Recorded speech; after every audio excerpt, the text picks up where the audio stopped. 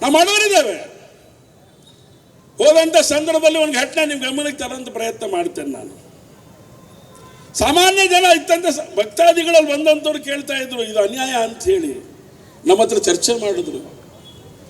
ಈ ರೀತಿ ಅನ್ಯಾಯವನ್ನು ಮಾಡಲಿಕ್ಕೆ ಯಾವುದೇ ಕಾರಣಕ್ಕೂ ಬಿಡ್ಕೂಡ್ದು ಅಂತ ಮಾತನ್ನು ಒಬ್ಬಳು ಮಹಿಳೆ ಹೇಳಲಿ ನನ್ನ ಹತ್ರ. ಇಷ್ಟೆಲ್ಲ ಆದಮೇಲೆ ನಾನು ಮತ್ತು ಅರುಣ ನಮಗೆ ಸಮಾಧಾನ ಇಲ್ಲ. ನೋಡೋಣ ಇವರು 17 ಕಡೆ ಎಲ್ಲೆಲ್ಲಿ ಏನೇನು ಮಾಡಿದ್ದಾರೆ ಅಂತೇಳಿ ಹೋಗಿ ನೋಡ್ಕೊಂಬರ್ಲಿಕ್ಕೆ ಹೋದ್ವಿ. ನಾವು 6 ಜಾಗಗಳನ್ನು ನೋಡಿದ್ವಿ. 6 ಜಾಗಗಳಿಗೆ ಹೋಗಿದ್ವಿ. ಅವರು ಎಲ್ಲೆಲ್ಲಿ ಅಗದಿದ್ದಾರೆ JCB ಮೂಲಕ ಅಂತೇಳಿ ನೋಡಿ. ಒಂದು ಬಾಡಿಯನ್ನು ಹುರ್ಲಿಕ್ಕೆ 6 ಅಡಿ 3 ಅಡಿ ಜಾಗ ಸಾಕು ಅಂತೇಳಿ ನಾವು ನಂಬಿರೋಂಥವ್ರು. ಆದರೆ 20 ಅಡಿ 18 ಅಡಿ ಕಾಡಿನ ಮಧ್ಯ, ಮನೆಗಳ ಎದುರುಗಡೆ ಈ ರೀತಿಯಾಗಿ ಹೆಣಗಳನ್ನು ಹೂತಿದ್ದೇನೆ ಅಂತೇಳಿ ಹೇಳಿದಂಥ ಒಬ್ಬ ಸುಳ್ಳುಗಾರನ ನಂಬಿಕೊಂಡು ಇವತ್ತು SIT ರಚನೆ ಮಾಡಿಬಿಟ್ರಲ್ಲ. ಇದು ಅಕ್ಷಮ್ಯ ಅಪರಾಧ ಅಲ್ವಾ? ಹಾಗಾದ್ರೆ ನಿಮಗೇನು ಅನಿಸೋದೇ ಇಲ್ವಾ? ನಾವು SIT ವಿರೋಧ ಮಾಡಿದ್ವಿ. ಯಾವಾಗ? ಮೊನ್ನೆ ತನಕ ನಾವು ಅದನ್ನು ಸ್ವಾಗತ ಮಾಡಿದ್ವಿ. ಈಗ ಯಾಕೆ ವಿರೋಧ ಮಾಡ್ತಿದೀವಿ ಅಂತ ಹೇಳಿದ್ರೆ, ಈಗ ವಿರೋಧ ಯಾಕೆ ಮಾಡ್ತೀವಿ ಅಂತ ಹೇಳಿದ್ರೆ, ಷಡ್ಯಂತ್ರದ ಬಗ್ಗೆ ಮಾತಾಡಿದ್ರಲ್ಲ, ನಿಮ್ಮ SITನ ಷಡ್ಯಂತ್ರದಿಂದ ಕೂಡಿದೆ ಅಂತೇಳಿ ಇವತ್ತು ಅನಿಸಿದೆ ನಮಗೆ.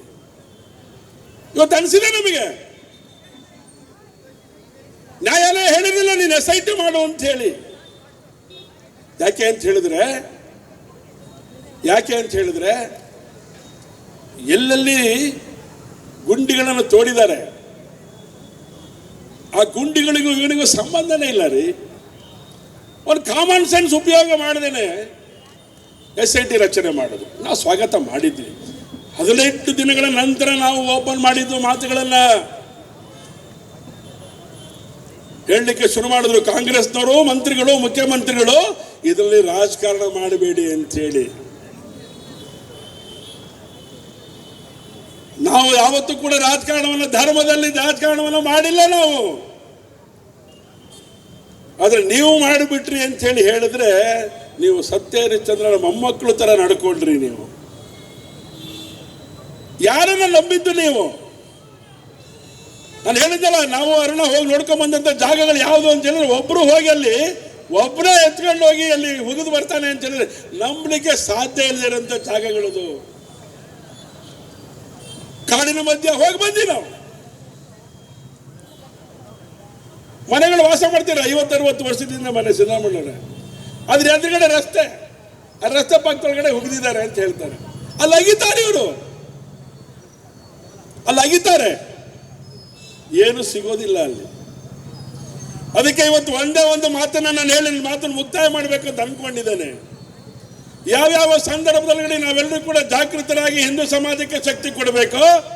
ಹಿಂದೂ ಸಮಾಜದ ಪ್ರಮುಖರು ಕರೆ ಕೊಟ್ಟಾಗ ಪ್ರತಿಯೊಬ್ಬ ಹಿಂದೂಗಳು ಭಾಗವಹಿಸಬೇಕಾಗತ್ತೆ ಹೋರಾಟದಲ್ಲಿ. ಇವತ್ತು ಸುಜಾತಾ ಭಟ್ ಬಗ್ಗೆ ಚರ್ಚೆ ನಡೀತಾ ಇದೆ. ಇದೇ ರೀತಿ ಒಬ್ಳು ಹೆಣ್ಮಗಳು ನಮ್ಮ ದೇಶದಲ್ಲಿ ಹುಟ್ಟುಬಿಟ್ಟಿದ್ಲು, ಗೌರಿ ಲಂಕೇಶ್.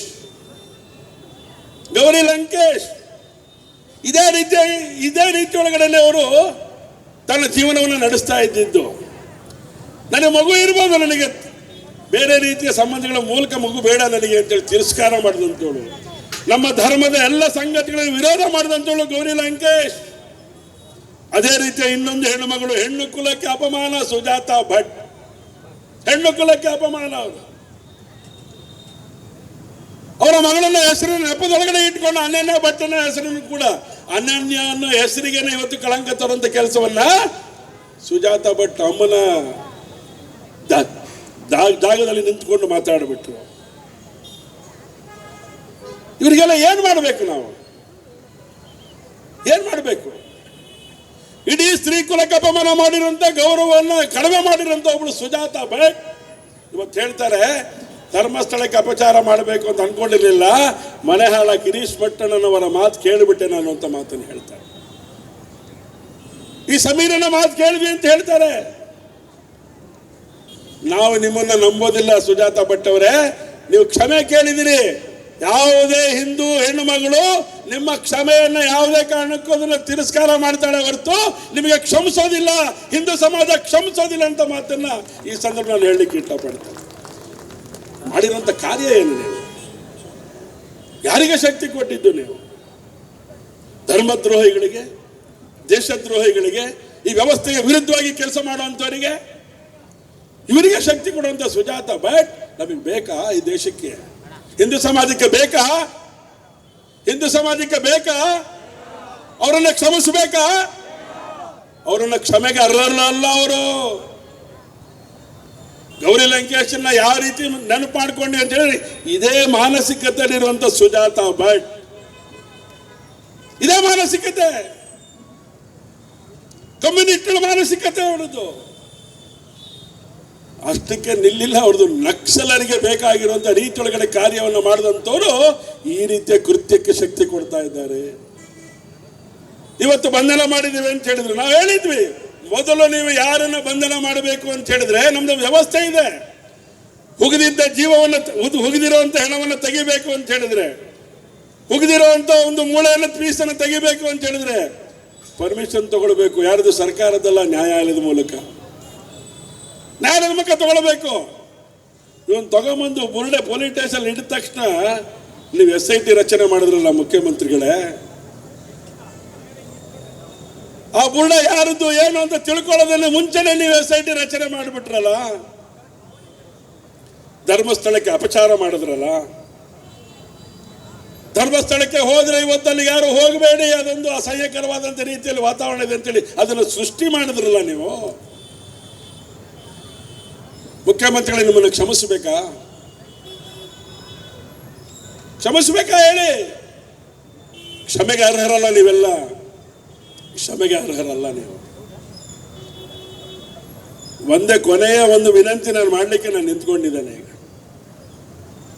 ಯಾರು ಉಸ್ಕುದಾರಿದ್ದಾನೆ ಅವನನ್ನ ಬಂಧನ ಮಾಡಿ ಅಂತೇಳಿ ಮೊದಲು ನಾವೇ ಹೇಳಿದ್ದು. ಈಗ ನೀವು ಅವರನ್ನ ಬಂಧನ ಮಾಡ್ಲಿಕ್ಕೆ ಹೊರಟಿದ್ದೀರಿ. ಅವನು ತೋರಿಸಿರುವಂತ ಜಾಗದಲ್ಲಿ ಗುಂಡಿಗಳನ್ನು ತೆಗೆದಿದ್ದೀರಿ.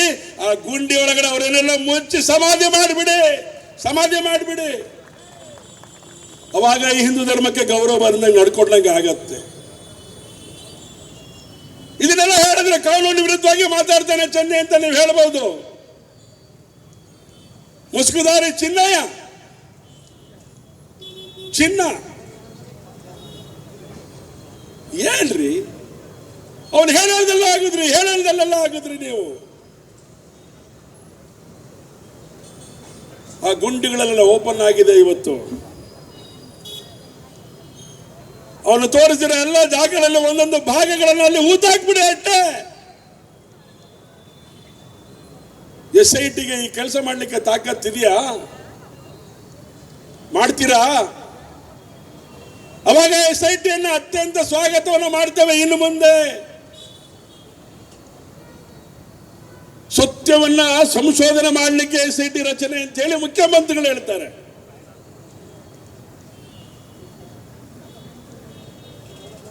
ಇವತ್ತು ಸತ್ಯ ಶೋಧನೆ ಆಗಿದೆಯಲ್ಲ, ಅವನ ಬಗ್ಗೆ ಕ್ರಮ ಏನು? ಈ 3 ಜನ ಇದಾರಲ್ಲ, ಗಿರೀಶ್ ಮಟ್ಟಣ್ಣ, ದೇವರು ದೊಡ್ಡವನು, ನಮ್ಮ ಪಾರ್ಟಿಯಿಂದ ಹೊರಗಡೆ ಹೋಗುವಾಗ ಮಾಡಿದ. ದೇವರು ದೊಡ್ಡವನು. ಮಹೇಶ್ ತಿಮ್ಮರಾಡಿ, ಅವನಿಗೆ ಅವನ ಮಾತನ್ನ ಹೇಳಲಿಕ್ಕೆ ಬಯಸಿದೆ ನಾನು. ನಿನ್ನ ಜನ್ಮ ಇರೋವರೆಗೂ ನೀನು ಕೇಸರಿ ಶಾಲನ್ನ ಹಾಕೂಡುದು ನೀನು. ಯಾಕೆ ನೀನು ಕೇಸರಿ ಶಾಲೆ ಹಾಕಬಾರ್ದು ಅಂತ ಹೇಳಿದ್ರೆ, ಕೇಸರಿಗೆ ಅಪಮಾನ ಮಾಡಿರುವಂತ ಕೆಲಸವನ್ನ ಮಾಡಿದ್ಯಾ ನೀನು. ಅದನ್ನ ಮುಟ್ಲಿಕ್ಕೂ ಯೋಗ್ಯತೆ ಇಲ್ಲ ನಿನಗೆ. ಅಷ್ಟೇ ಇಲ್ಲ, ಕೇಸರಿ ಬಣ್ಣವನ್ನ ನೋಡ್ಲಿಕ್ಕೂ ಯೋಗ್ಯತೆ ಇಲ್ಲ ನಿನಗೆ. ಮೊದಲು ನಿನ್ನ ಕೊಳ್ಳಲಿರುವಂತ ಶಾಲನ್ನ ತೆಗೆದು ಹೊರಗಡೆ ಇಡು,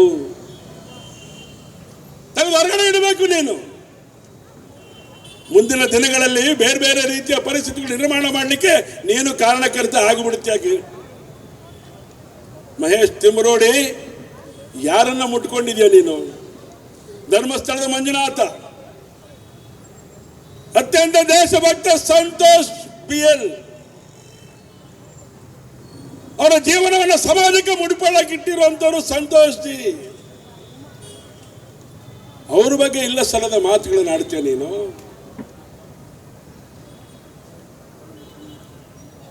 ಹಿಂದೂನಾ? ದೇಶಕ್ಕೋಸ್ಕರ ಕೆಲಸ ಮಾಡ್ತಿರಂತ ಸಂತೋಷ್ ಬಗ್ಗೆ ಅವಹೇಳನಕಾರಿ ಮಾತಾಡುವಂತವನು ನೀನೊಬ್ಬ ಹಿಂದೂನಾ? ತಿಮ್ಮರೋಡಿ, ಇದಕ್ಕೆ ಉತ್ತರ ಕೊಡಬೇಕು ನೀನು ಹಿಂದೂ ಸಮಾಜಕ್ಕೆ. ಅಯೋಧ್ಯೆ ಹೋರಾಟದಲ್ಲಿ ತಾನು ಪಾಲ್ಗೊಂಡಿದ್ದು ಆರಂಭದ ದಿನಗಳಲ್ಲಿ ಹೋರಾಟಕ್ಕೆ. ಶ್ರೀರಾಮಚಂದ್ರ ಕಾರ್ಯ ಮಾಡಿದಂತ ಸ್ವರೂಪದೊಳಗಡೆ ಕಾರ್ಯವನ್ನು ಹಿಂದೂ ಸಮಾಜಕ್ಕೆ ನೀವು ಮಾಡಬೇಕಾಗಿತ್ತು. ಬದಲಾಗಿ ಹಿಂದೂ ಸಮಾಜದ ವಿರುದ್ಧವಾಗಿ ನಡ್ಕೊಳ್ಳುವಂತ ಕೆಲಸವನ್ನು ತಾನು ಮಾಡ್ತಾ ಇದೀಯಾ. ನಿನ್ನೆಲ್ಲ ಹಿಂದೂ ಸಮಾಜ ಕ್ಷಮಿಸೋದಿಲ್ಲ, ನಿನ್ನೆಲ್ಲ ಹಿಂದೂ ಸಮಾಜ ಕ್ಷಮಿಸೋದಿಲ್ಲ. ನನ್ನ ಹತ್ರ 10 ಸಂಗತಿಗಳು ಇಲ್ಲಿದೆ. ನನ್ನ ಹತ್ರ 10 ಮಾಡಬಾರದನ್ನ ಮಾಡಿದಾರ್ರಿ. ಇವರನ್ನ ರಾಜ್ಯ ಸರ್ಕಾರ ಒಪ್ಕೊಳ್ಳುವಂತ ಕೆಲಸವನ್ನು ಮಾಡಿದೆ, ಒಪ್ಕೊಳ್ಳುವಂತ ಕೆಲಸವನ್ನು ಮಾಡಿದೆ. ಹಾಗಾಗಿ ರಾಜ್ಯ ಸರ್ಕಾರಕ್ಕೆ ನಂದು ವಿನಂತಿ, ಹಿಂದೂ ಸಮಾಜಕ್ಕೆ ನಂದು ಆಗ್ರಹ ವಿನಂತಿ ಅಂತ ಹೇಳಿದ್ರೆ, ಈ ರೀತಿ ಕೃತ್ಯವನ್ನು ಮಾಡಿರುವಂತವರಿಗೆ ಯಾವುದೇ ಕಾರಣಕ್ಕೂ ಕ್ಷಮೆ ಇಲ್ಲ.